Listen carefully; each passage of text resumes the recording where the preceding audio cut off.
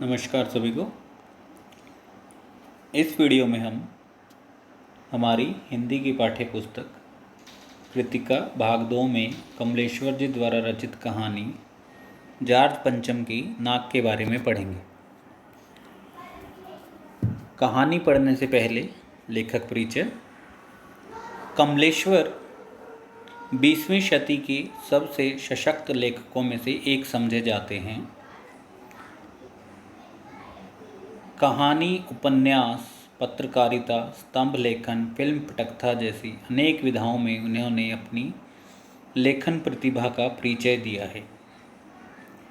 कमलेश्वर का लेखन केवल गंभीर साहित्य से ही नहीं जुड़ा, बल्कि उनके लेखन में कई तरह के रंग देखने को मिलते हैं।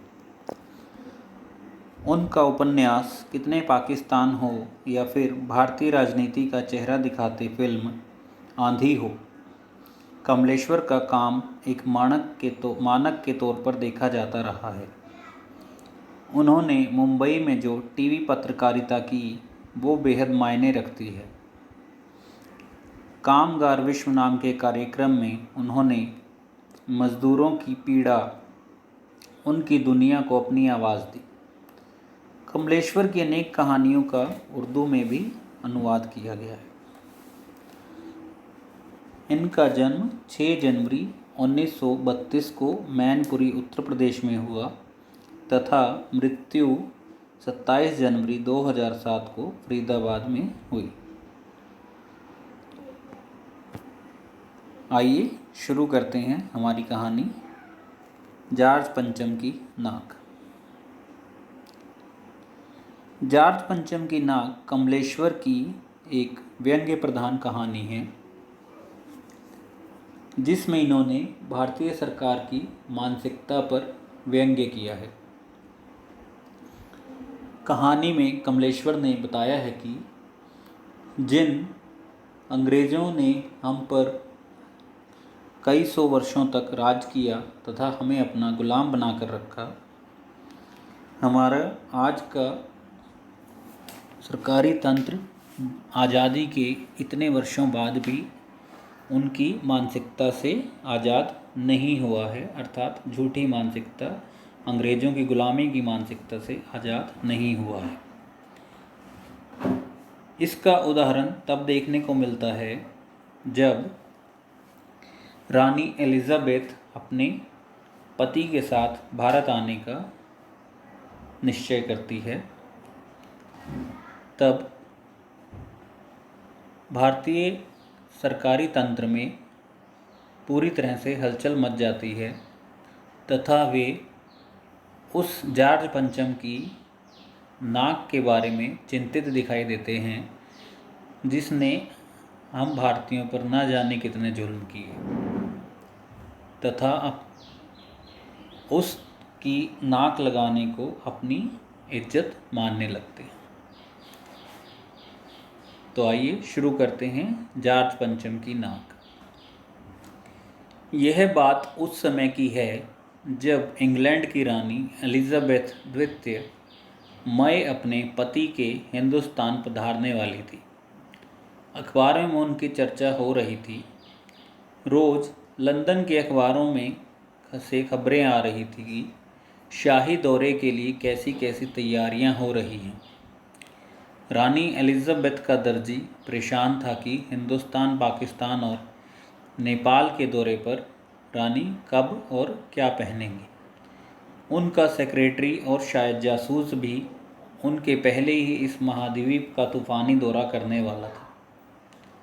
आखिर कोई मजाक तो था नहीं।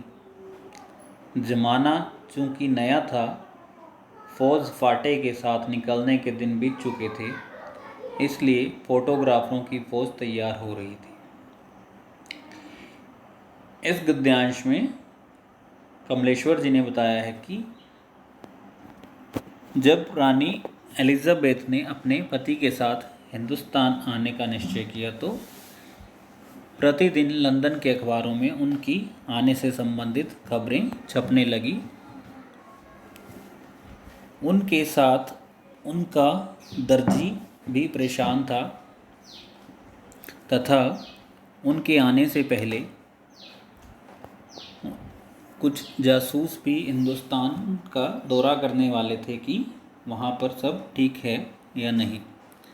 इसके अतिरिक्त रानी के साथ आने के लिए फ़ोटोग्राफरों की पोज भी तैयार हो गई, अर्थात अनेक सारे फोटोग्राफर रानी के साथ आने को तैयार थे जो उनके हिंदुस्तान के दौरे को अपने कैमरे में कैद करना चाहते थे।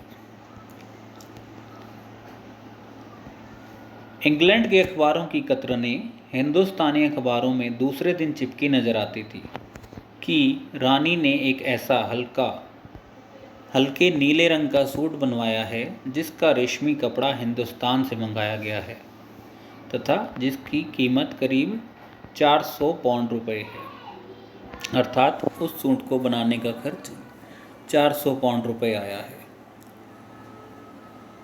इसके अतिरिक्त रानी एलिजाबेथ की जन्मपत्री भी अखबारों में छापी गई। प्रिंस फिलिप के कारनामे अर्थात उनके कार्यों की सूची को भी छापा गया। इतना ही नहीं, उनके नौकरों, बावर्चियों अर्थात रसोइयों, खानसामा अर्थात जो रसोई घर का मुखिया होता है, तथा उनके अंगरक्षकों की पूरी जीवनियाँ भी अखबारों में छाप दी गई। रानी के शाही महल में रहने वाले कुत्तों के बारे में भी अखबारों में छाप दिया गया। बड़ी धूम थी, बड़ा शोर शराबा था। शंख इंग्लैंड में बज रहा था, गूंज हिंदुस्तान में आ रही थी, अर्थात हिंदुस्तानी उनके स्वागत के लिए बहुत बेफिक्र नज़र आ रहे थे, फिक्रमंद नज़र आ रहे थे। इन खबरों से हिंदुस्तान में सनसनी फैल गई रही थी। राजधानी में तहलका मचा हुआ था। जो रानी 5,000 रुपये का रेशमी सूट पहनकर पालम के हवाई अड्डे पर उतरेगी, उसके लिए कुछ तो होना ही चाहिए, कुछ क्या बहुत कुछ होना चाहिए। जिसके बावर्ची पहले महायुद्ध में जान हथेली पर लेकर लड़ चुके हैं, उनकी शान शौकत के क्या कहने, और वही रानी दिल्ली आ रही है।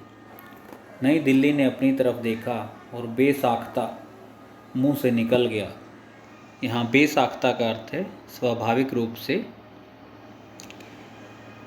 वह आए हमारे घर, खुदा की रहमत, कभी हम उनको कभी अपने घर को देखते हैं। और देखते देखते नई दिल्ली का काया पलट होने लगा।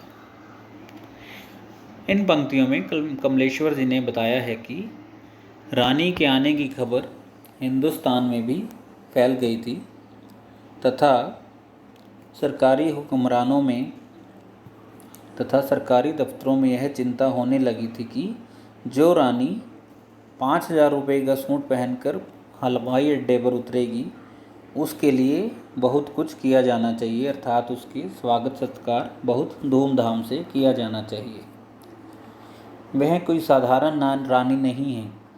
उनके बावर्चियों ने पहले महायुद्ध में जंग लड़ी थी और उनकी शान शौकत भी बहुत अधिक है, और वह रानी अब दिल्ली आ रही है। रानी के स्वागत सत्कार के लिए कुछ ही समय में दिल्ली की काया पलट हो गई, अर्थात रंग रूप बदल दिया गया। और करिश्मा तो यह था कि किसी ने किसी से नहीं कहा, किसी ने किसी को नहीं देखा, पर सड़कें जवान हो गई, बुढ़ापे की धूल साफ हो गई, इमारतों ने नाजनीनों की तरह श्रृंगार किया। नाजनीनों का अर्थ है कोमलांगनी, अर्थात कोमल अंगों वाली स्त्री। जिस प्रकार से स्त्रियां अपना श्रृंगार करती हैं, उसी प्रकार से राजधानी दिल्ली की सड़कों की पूरी साफ सफाई कर दी गई तथा वहाँ की इमारतों की भी पुताई करके उन्हें नए जैसा बना दिया गया। और इस कार्य के लिए किसी ने किसी से कुछ नहीं कहा, अपने आप ही सब कार्य होने लगे। जहाँ पर एक तरफ किसी काम को हिंदुस्तान के सरकारी दफ्तरों में, जहाँ पर एक काम को करने के लिए अनेक बार दूसरे व्यक्तियों को कहना पड़ता है, वहीं रानी के स्वागत के लिए किसी ने किसी से कुछ नहीं कहा और सारे काम जल्द से जल्द हो गए। लेकिन एक बड़ी मुश्किल पेश थी, वह थी जॉर्ज पंचम की नाक। नई दिल्ली में सब कुछ था, सब कुछ होता जा रहा था, पर सब कुछ हो जाने की उम्मीद थी, पर जॉर्ज पंचम की नाक बड़ी मुसीबत थी। नई दिल्ली में सब था, सिर्फ नाक नहीं थी। अर्थात रानी के आगमन के लिए सारी तैयारियां पूरी हो गई थी तथा जो बची थी वह भी पूरी हो जानी थी, लेकिन सबसे बड़ी मुसीबत जॉर्ज पंचम की नाक को लगाने की थी, और यही नाक सरकारी तंत्र की मुसीबत की जड़ बनी हुई थी। इस नाक की भी एक लंबी दास्तान है। इस नाक के लिए बड़े तहलके मचे थे। किसी वक्त आंदोलन हुए थे, राजनीतिक पार्टियों ने प्रस्ताव पास किए थे, चंदा जमा किया गया था, कुछ नेताओं ने भाषण भी दिए थे, गर्मा गर्म बहसें भी हुई थी, अखबारों के पन्ने रंग गए थे। बहस इस बात पर थी कि जॉर्ज पंचम की नाक रहने दी जाए या हटा दी जाए। और जैसा कि हर राजनीतिक आंदोलन में होता है, कुछ पक्ष में थे, कुछ विपक्ष में, और ज़्यादातर लोग खामोश थे।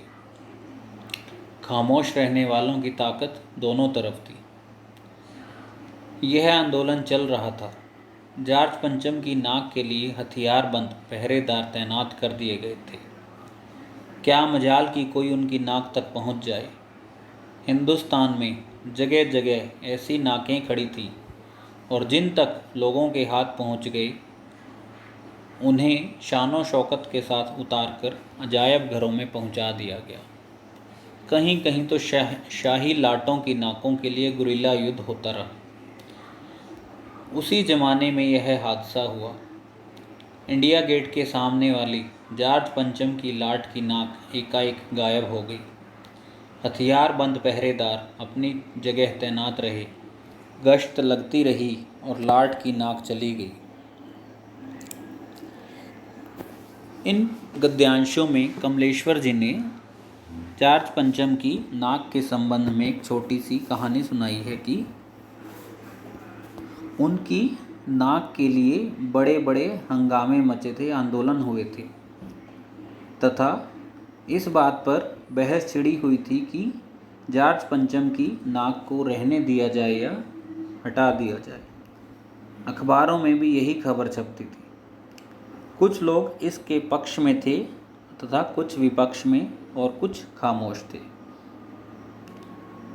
जॉर्ज पंचम की नाक को हटाने या रखने का आंदोलन चल रहा था, तथा जॉर्ज पंचम की नाक की पहरेदारी के लिए कुछ सिपाही भी तैनात कर दिए गए, ताकि कोई भी उनकी नाक तक पहुंच न पाए। हिंदुस्तान में अनेक जगह ऐसी नाकें खड़ी थी जिन तक लोगों के हाथ पहुंच गए थे, तथा उन्हें वहां से उतारकर अजायब घरों अर्थात म्यूज़ियम में पहुंचा दिया गया, तथा कई जगह तो शाही लाटों, यहाँ लाटों का अर्थ मूर्ति तथा खंभे इत्यादि से है, कि मूर्तियों की नाकों के लिए युद्ध अर्थात झगड़े तक की स्थिति बन जाती थी। उसी ज़माने में एक हादसा हुआ था कि इंडिया गेट के सामने वाले जॉर्ज पंचम की मूर्ति की नाक अचानक से गायब हो गई। सभी पहरेदार तैनात रहते, गश्त लगती रही, लेकिन मूर्ति की नाक अचानक से गायब हो गई। और यही नाक अब सरकारी तंत्र के लिए समस्या बनी हुई थी। सब सोच रहे थे कि रानी आए और नाक ना हो। ऐसा कैसे हो सकता है। एकाएक परेशानी बड़ी सरगर्मी शुरू हुई। देश के खैर ख्वाहों की एक मीटिंग बुलाई गई और मसला पेश किया गया कि क्या किया जाए। वहाँ सभी सहमत थे कि अगर यह नाक नहीं है तो हमारी भी नाक नहीं रह जाएगी। जॉर्ज पंचम की नाक को लेकर सरकारी तंत्र के लोगों अर्थात अधिकारियों में बड़ी ही चिंता देखी जा रही थी। जो लोग देश का भला चाहने वाले थे, उनकी एक मीटिंग बुलाई गई और इस बात के बारे में निश्चय किया गया कि क्या किया जाए। अगर जॉर्ज पंचम की नाक नहीं होगी तो हमारे देश की इज्जत क्या रह जाएगी। रानी की नज़रों में हम कुछ नहीं रहेंगे। उच्च स्तर पर मशवरे किए गए, अर्थात मीटिंगें की गई, दिमाग खरोंचे गए और यह तय किया गया कि हर हालत में इस नाक का होना बहुत ज़रूरी है। यह तय होते ही एक मूर्तिकार को हुक्म दिया गया कि वह फौरन दिल्ली में हाजिर हो। मूर्तिकार यूँ तो कलाकार था, पर जरा पैसे से लाचार था। आते ही उसने हुक्कामों के चेहरे देखे। अजीब परेशानी थी उन चेहरों पर, कुछ लटके, कुछ उदास और कुछ बदहवास थे। उनकी हालत देखकर लाचार कलाकार की आंखों में आंसू आ गए। तभी एक आवाज़ सुनाई दी, मूर्तिकार, जॉर्ज पंचम की नाक लगानी है। मूर्तिकार ने सुना और जवाब दिया, नाक लग जाएगी, पर मुझे यह मालूम होना चाहिए कि यह लाट कब और कहाँ बनी थी। इस लाट के लिए पत्थर कहाँ से लाया गया था। सब हुक्कामों ने एक दूसरे की तरफ ताका। एक की नज़र से दूसरे ने कहा कि यह बताने की जिम्मेदारी तुम्हारी है। खैर, मसला हल हुआ। एक क्लर्क को फ़ोन किया गया कि इस बात की पूरी छानबीन करने का काम तुम्हें सौंप दिया गया है। पुरातत्व विभाग की फाइलों के पेट चीरे गए, पर कुछ भी पता नहीं चला। क्लर्क ने लौटकर कमेटी के सामने कांपते हुए बयान दिया, सर, मेरी खता माफ़ हो, फाइलें सब हजम कर चुकी हैं। इस पृष्ठ पर कमलेश्वर जी ने बताया है कि जॉर्ज पंचम की लाट की नाक को लगाने के लेकर जो मीटिंग की गई थी, उसमें तय किया गया कि नाक लगाना बहुत ज़रूरी है तथा उसके लिए एक मूर्तिकार को दिल्ली में बुलाने का हुक्म दिया गया। जो मूर्तिकार वहाँ आया वह पैसे से जरा लाचार था, अर्थात गरीब था। उसने हुक्कामों अर्थात बड़े अधिकारियों के चेहरे देखे तथा उन पर चिंता की लकीरें दिखाई दी। कुछ चेहरे लटके हुए थे तथा कुछ उदास थे, और उदासी का कारण केवल जॉर्ज पंचम की नाक का ना होना था। उनकी हालत देखकर कलाकार को उन पर दया आ गई। तभी उसे एक आवाज़ सुनाई दी, मूर्तिकार, लाट की नाक लगानी है, अर्थात जॉर्ज पंचम की नाक लगानी है। मूर्तिकार ने कहा कि नाक तो लग जाएगी, लेकिन पहले मुझे यह बताइए कि वह कब और कहाँ बनी थी तथा उसके लिए जो पत्थर आया गया था वह कहाँ से लाया गया था। मूर्तिकार की बात सुनकर सभी एक दूसरे की तरफ देखने लगे कि जैसे तुम्हें इसके बारे में ही जानकारी होनी चाहिए। फिर इस समस्या के हल निकाला गया तथा एक क्लर्क को फ़ोन किया गया कि इस बात की पूरी तरह से जांच करके जल्द से जल्द कोई निश्चय या निष्कर्ष निकालकर बताइए कि जवाब दीजिए कि लाट की नाक कहाँ बनी तथा उसका पत्थर कहाँ से आया। पुरातत्व विभाग की जितनी भी फाइलें थी सबको अच्छे से देखा गया, लेकिन कहीं पर भी उस लाट की नाक के संबंध में कोई जानकारी नहीं थी। कोई जानकारी ना मिल पाने के कारण क्लर्क ने कमेटी के सामने डरते डरते कहा कि हुजूर, मेरी गलती माफ़ कीजिए, फाइलों में कोई जानकारी नहीं। तो यह था हमारा जॉर्ज पंचम की नाक। इस कहानी में आपने देखा कि किस प्रकार से एलिजाबेथ के आने पर जॉर्ज पंचम की नाक को लेकर भारत के सरकारी तंत्र के लोग एक दूसरे के ऊपर तथा भारत अपनी इज्जत बचाने के लिए कि एलिजाबेथ हमारे विषय में क्या सोचेंगी, सब नाक लगाने की चिंता में डूबे हुए दिखाई दे रहे। इस वीडियो में इतना ही। आगे का पाठ हम अगले वीडियो में करेंगे। धन्यवाद।